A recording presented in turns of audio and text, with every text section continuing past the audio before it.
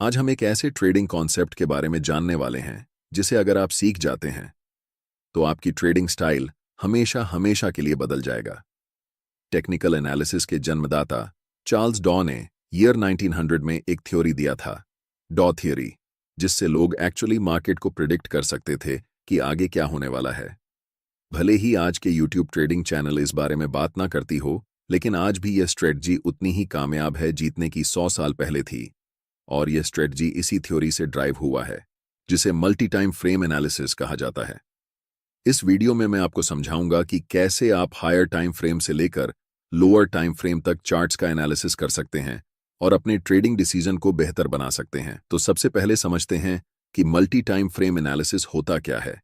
यह एनालिसिस का एक तरीका है जिसमें आप पहले हायर टाइम फ्रेम का एनालिसिस करते हैं और फिर धीरे धीरे लोअर टाइम फ्रेम तक आते हैं।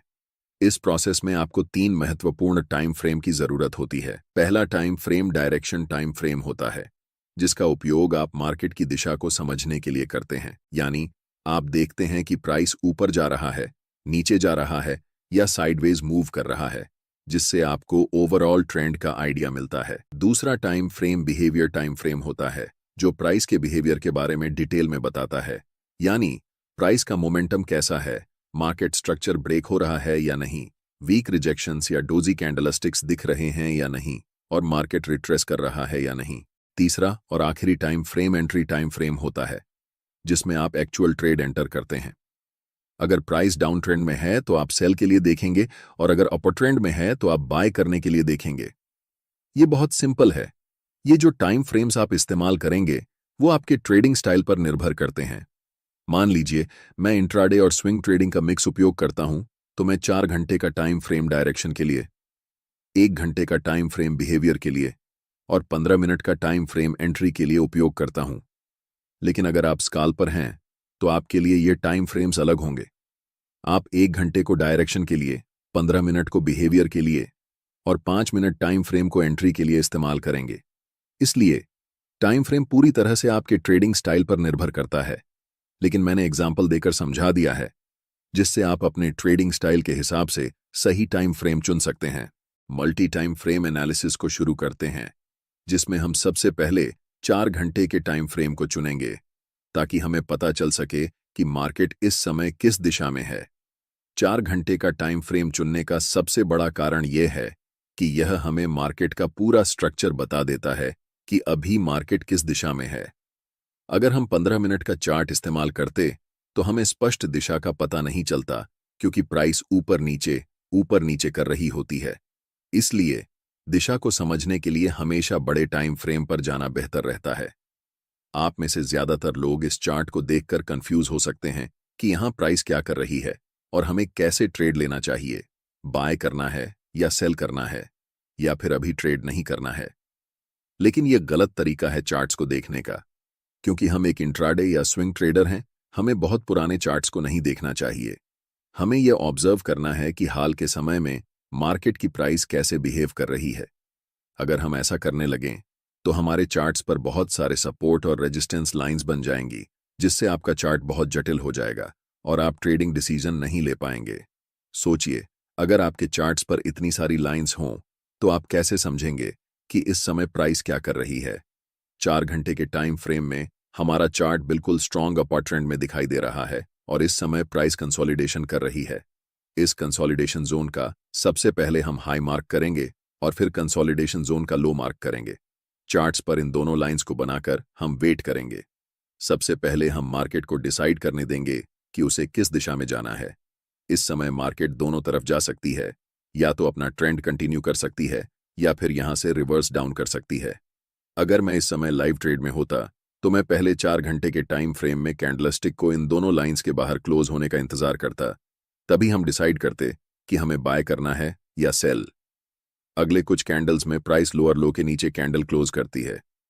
ऐसे समय में ज्यादातर नए ट्रेडर्स सेल पोजीशन में एंटर करते हैं। मैं चाहता हूं कि आप ध्यान से देखें कि इसके बाद प्राइस क्या करती है। अगले ही कैंडल में एक बड़ी ग्रीन बुलिश कैंडल बनती है। अब जो मैं आपको बताने वाला हूं उसे ध्यान से सुने, क्योंकि ये चीज आपकी ट्रेडिंग स्टाइल को हमेशा के लिए बदल सकती है। मैं आपको एक सीक्रेट टिप दे रहा हूं, बिल्कुल फ्री में। अभी चार्ट्स 4 घंटे के टाइम फ्रेम में हैं और हम देख सकते हैं कि ये एक स्ट्रॉन्ग अप ट्रेंड है। लेकिन जैसे ही हम चार्ट्स को 1 घंटे के टाइम फ्रेम में बदलते हैं तो हमें दिखता है कि प्राइस धीरे धीरे नीचे की तरफ जा रही है। और जब हम 1 घंटे के टाइम फ्रेम को 15 मिनट के टाइम फ्रेम में बदलते हैं तब हमें चार्ट्स पर एक स्ट्रॉन्ग डाउन ट्रेंड दिखता है।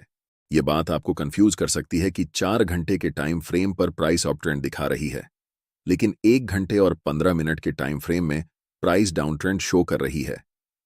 ऐसा क्यों हो रहा है, इसे समझिए। जब प्राइस 4 घंटे के टाइम फ्रेम में थी तो लास्ट कुछ कैंडल्स में प्राइस रिट्रेसमेंट या पुलबैक ले रही थी। इसी पुलबैक को छोटे टाइम फ्रेम में देखने पर यह हमें डाउन ट्रेंड जैसा दिखाई देता है। एक बात हमेशा याद रखें, हायर टाइम फ्रेम हमेशा छोटे टाइम फ्रेम के ट्रेंड से ज्यादा मजबूत होता है। इस सिचुएशन में 4 घंटे का टाइम फ्रेम 1 घंटे के टाइम फ्रेम से और 15 मिनट के टाइम फ्रेम से भी ज्यादा स्ट्रांग होगा, और 1 घंटे का टाइम फ्रेम 15 मिनट के टाइम फ्रेम से स्ट्रॉन्गर होगा। इसीलिए हम ट्रेड भी उसी डायरेक्शन में लेंगे जिसमें बड़े टाइम फ्रेम का ट्रेंड चल रहा हो। चूंकि 4 घंटे के टाइम फ्रेम का ट्रेंड अप ट्रेंड है, इसलिए हम बाय पोजीशन बनाने वाले हैं। अभी चार्ट्स 15 मिनट के टाइम फ्रेम में हैं और इस चार्ट्स में हमें तुरंत बाय ट्रेड में एंट्री नहीं करनी है, क्योंकि प्राइस का मोमेंटम अभी भी डाउनसाइड की तरफ ही है। पहले हम वेट करेंगे कि प्राइस 15 मिनट के टाइम फ्रेम में बियरिश से बुलिश ट्रेंड में शिफ्ट हो जाए, तभी हम बाय पोजीशन में एंट्री करेंगे। अभी तक प्राइस हमें कोई सिग्नल नहीं दे रही है कि वह बुलिश होने वाली है, इसलिए हम अभी भी इंतजार करेंगे। प्राइस इस लेवल को रीटेस्ट करने आती है, लेकिन पूरी तरह से ब्रेक नहीं कर पाती और फिर से नीचे चली जाती है। ऐसा दोबारा होता है, जिससे हमें पता चलता है कि अभी प्राइस साइडवेज हो चुकी है। इस समय बाय पोजीशन में एंट्री करने के लिए यह जरूरी है कि प्राइस इस लेवल के ऊपर क्लोज होकर अप ट्रेंड का स्ट्रक्चर बनाए। अगर हम प्राइस को 1 घंटे के टाइम फ्रेम में बदलते हैं तो हम देख सकते हैं कि अभी तक हमें कोई भी बुलिश सिग्नल चार्ट्स पर नहीं मिल रहा है जिससे हम बाय डिसीजन बना सकें। अगले कुछ कैंडल्स में प्राइस लास्ट स्विंग लो तक आती है और उस पर्टिकुलर लेवल से एक स्ट्रॉन्ग रिजेक्शन लेकर ऊपर की तरफ बढ़ जाती है, जिससे एक बिग ग्रीन बुलिश कैंडल बनती है। प्राइस ने ट्रेंड लाइन को ब्रेक कर दिया है, लेकिन हमें 1 घंटे के टाइम फ्रेम पर ट्रेड एंट्री नहीं करनी है, इसलिए हम अपने चार्ट्स को 15 मिनट के टाइम फ्रेम में बदल रहे हैं। अब हम कह सकते हैं कि मोमेंटम डाउन ट्रेंड से अप ट्रेंड में शिफ्ट हो चुका है और इस समय 15 मिनट के टाइम फ्रेम में मोमेंटम अप है, 1 घंटे के टाइम फ्रेम में मोमेंटम अप है और आखिरकार 4 घंटे के टाइम फ्रेम में भी मोमेंटम अप है। जब इन तीनों टाइम फ्रेम में मोमेंटम एक ही दिशा में होता है, तब समझो कि आपका सेटअप बनकर तैयार हो चुका है और यह किसी जादू से कम नहीं है। हमेशा याद रखें, कभी भी जल्दबाजी में ट्रेड नहीं करना चाहिए। हमें तब तक इंतजार करना चाहिए जब तक तीनों टाइम फ्रेम में प्राइस एक ही दिशा में न हो जाए। अब यहां हम बाय पोजीशन में ट्रेड में एंट्री करते हैं, ठीक इस ज्वाइंट ग्रीन कैंडल की क्लोजिंग पर, जिसमें हमारा स्टॉप लॉस ट्रेंड लाइन के थोड़े नीचे होगा। इस ट्रेड में हमारा टारगेट लेवल 4 घंटे के टाइम फ्रेम का स्विंग हाई होने वाला है, क्योंकि प्राइस ने इसी लेवल से डाउन ट्रेंड की ओर शिफ्ट होना शुरू किया था। इसे आप सप्लाई जोन या रेजिस्टेंस एरिया भी कह सकते हैं। अगर आप टारगेट सेट करने में कंफ्यूज हो रहे हैं तो मैं आपको एक टिप देता हूं।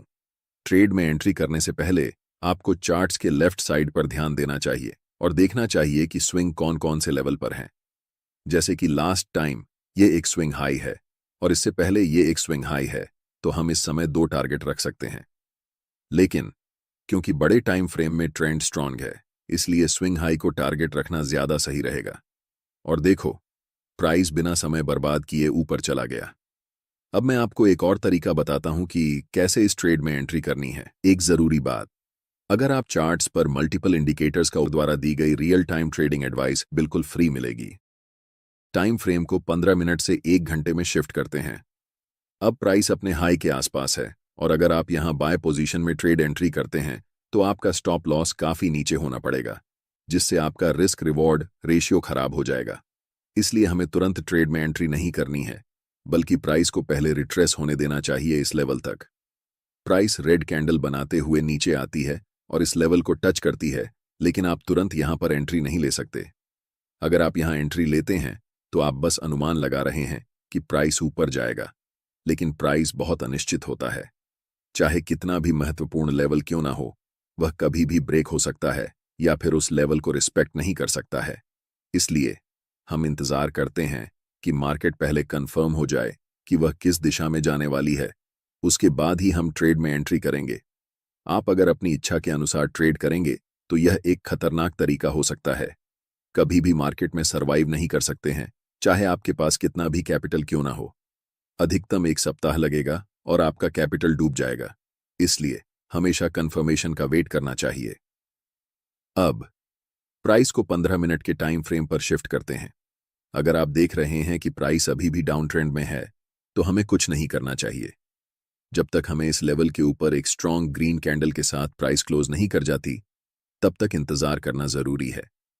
एक बार फिर प्राइस प्रीवियस स्विंग लो को ब्रेक करती है और अगले कुछ कैंडल में एक स्ट्रॉन्ग ग्रीन कैंडल बनाते हुए ऊपर की तरफ जाती है और इस लेवल के ऊपर स्ट्रांगली क्लोज हो जाती है। यहां पर एक कारण है कि प्राइस इसी पार्टिकुलर लेवल से रिवर्स क्यों हुआ। जैसे ही हम चार्ट्स को बड़े टाइम फ्रेम पर शिफ्ट करते हैं तो चार्ट्स के लेफ्ट साइड में एक डिमांड जोन नजर आता है। हम यहां सप्लाई और डिमांड जोन कैसे ड्रॉ करते हैं, इस पर चर्चा नहीं करेंगे क्योंकि मैंने इस टॉपिक पर पहले ही एक डिटेल वीडियो बना दिया है। आप चैनल पर जाकर वह वीडियो देख सकते हैं। मैं चाहता हूं कि आप इस स्थिति को ध्यान से देखें और इसे उस वीडियो से लिंक कर पाएं जो मैंने पहले बनाया है। अब हमारे पास 3 कंफर्मेशन हैं। फर्स्ट, 15 मिनट के टाइम फ्रेम में ट्रेंड अप है।